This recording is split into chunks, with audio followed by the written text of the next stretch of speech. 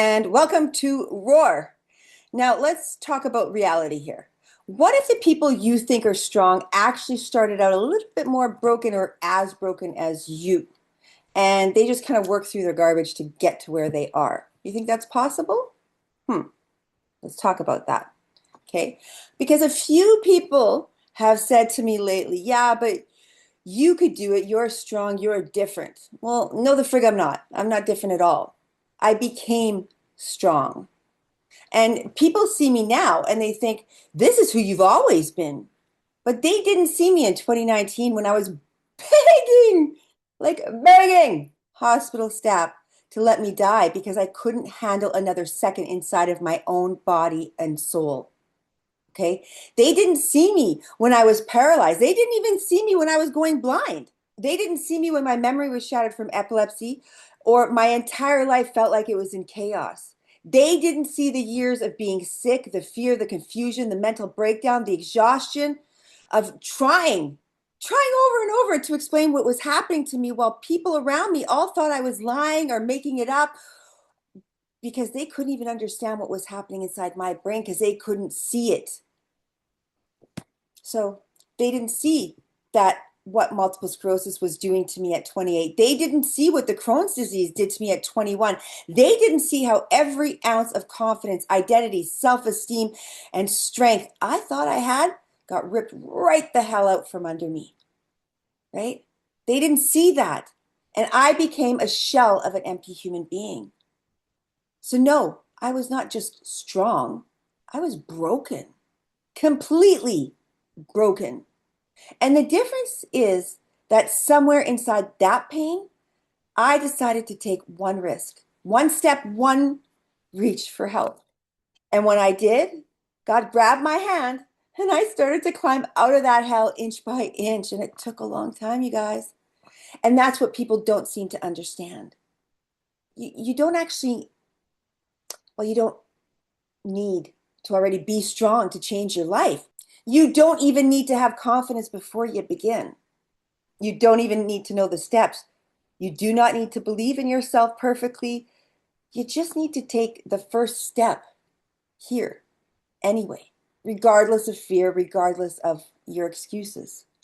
So for me, RTT hypnosis became the thing that helped me rebuild my mind when I couldn't do it alone anymore.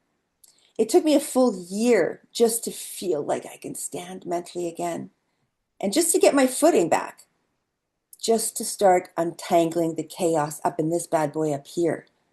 But after that, everything started to change because I refused to stop growing. Every goal I chased built more confidence. Every fear I faced made me stronger. Every time I wanted to quit but didn't, well, I won another piece of myself back. And now I'm this bad girl right here. All right. So I know people look at me and they see confidence, strength, leadership, discipline, self-love, purpose. Yeah, that's all true. But they don't realize those things were built, earned, and actually fought for. And I fought damn hard. I was not born this version of me. I became her. And if you're still sitting there thinking you can't change because you're too broken, too weak, too far gone, too mentally exhausted, too damaged by life, too in control up here, if you think you're too smart, I need you to hear me clearly. I thought the exact same thing. And I was wrong. The only thing that matters is whether you're willing to take that next step, no matter how small it is and no matter how hard it is. That is where transformation starts. So if you're tired of surviving inside patterns that are destroying your life, well, look into Roar. It's resetoverride.com. This is exactly why we built it. Not for perfect people. They don't exist. It's for people who are ready to fight for themselves, one step at a time.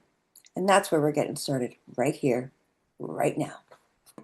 Maybe you're not aware, but the most dangerous phase of burnout is when you still think you're functioning normally, because that's when high performers make the most and worst decisions. That's when discipline becomes compensation. It's when pressure stops sharpening you and starts consuming you. It's when your system adapts to survival so gradually, you don't even realize your baseline has actually changed. And most people never catch it early. They just keep forcing output well, their clarity, recovery, emotional control, and consistency quietly deteriorates underneath them. And the longer that goes unchecked, the more unstable the system becomes. It's not weak, it's not unstable. It's, well, reaction time changes, recovery times change, decision making changes, execution changes. Your edge starts dulling while you convince yourself you're still operating at full capacity, and you're not. That's always been the trap. Because high performers are the best in the world at masking overload.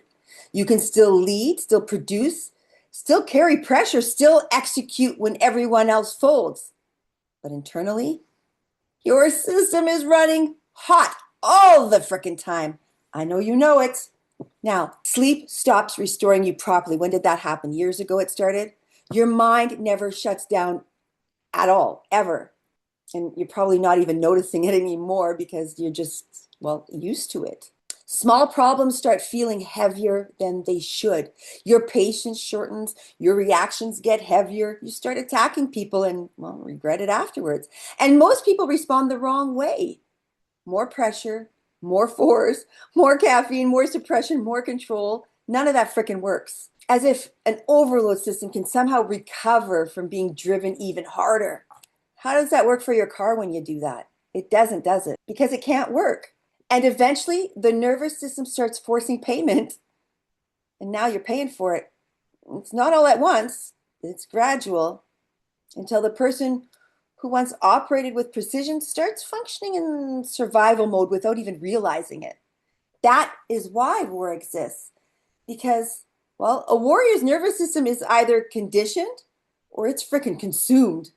And you're being consumed right now. And the people hit hardest are usually the ones convinced they can outwork every overload forever. The nervous system always collects the debt, eventually, and it's coming to call on you right now. The question is whether you recognize it before instability starts affecting absolutely everything downstream from it. Because resilience, it's not pretending pressure does not affect you. Real resilience is building a system capable of handling pressure without sacrificing clarity, control, recovery, discipline, or consistency in the process. That's what creating durability means. And durability is power. Now, the people who stay dangerous the longest are not the people who ignore stress. They are the people who learn how to recalibrate faster than absolutely everyone else. And if you've noticed your edge dulling, your recovery slowing, your patience shortening, your drive becoming harder to access, or your system staying locked in overdrive even when the fight is over, pay attention! Because the next stage is not exhaustion. It is performance instability. And once instability starts affecting clarity, emotional control, reactions, and execution, everything else is going to go down with that ship. Everything downstream starts breaking with it.